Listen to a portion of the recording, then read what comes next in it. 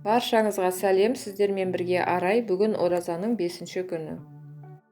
Ауыз ашарға дайындалатын ас мәзірін ұсынамын.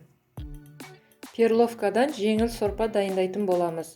Перловка ол біздің сүйекке, теріге, шашқа пайдалы. Ең алдымен етімізді сақтап турап аламыз. Сәбіз, картоп, сарымсағымызды да сақтап тураймыз.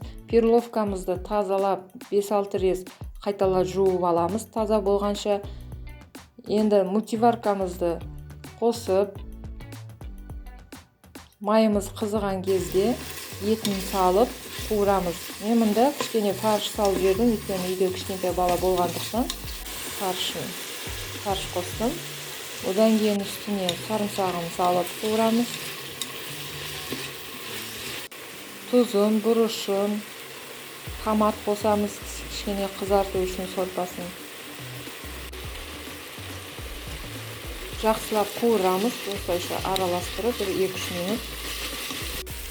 Одан үстіне сақтап туралған сәбізімізді, бірден картофелімізді, оның үстіне перловкамызды салып,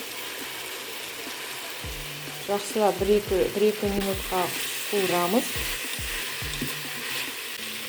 Одан кейін үстіне суын құямыз. Примерно 2-2,5 литр құямыз су. Қақпағын жауып, енді 40 минутта пісіп шығатын болады. Мінеке, перловка сорпамыз дайын болды. Өте жұмсақ, еттері де, перловкада бәрі жұмсақ болып, дәмді болып пісіп шығады. Мультиваркада тамақ пісірсеңіздер, уақыттарыңызды үнемдейсіздер. Енді изюминка салатын жасаймыз. Бізге піскен қызылша, сәбіз, жұмыртқа керек болады. Біріншіден шұңқыр ыдысымызға осылай пищевой пленканы салып аламыз. Одан кейін үккіштен сәбізімізді өткізіп, майонез жағып, оның үстінен жұмыртқамызды үккіштен өткіземіз. Негізі грецкий орех болса, қоссаңыздар болады. Менде грецкий орех үйде болмағандықтан қосқан жоқпын. Осылайша тағы майонезін жағамыз да, үстінен қызылшаны үккіштен өткізіп,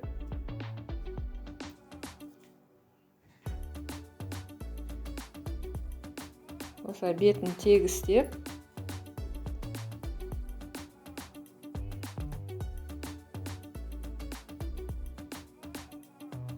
майонезін жағып,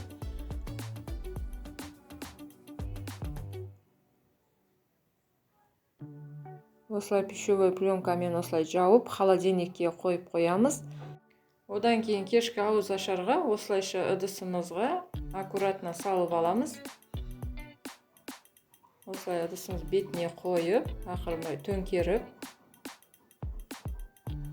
осылай салып алатын боламыз. Мінекей, салатымыз да дайын болды. Ұстаған оразаларыңыз қабыл болсын.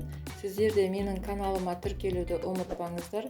Тіркелу кнопкасының жанында қоңырау белгісін басуды да ұмытпаңыздар. Сонда сіздер келесі шыққан видеомды өткізіп алмай көретін боласыздар. Сіздер менімен бірге болғандарыңызға қуаныштымын.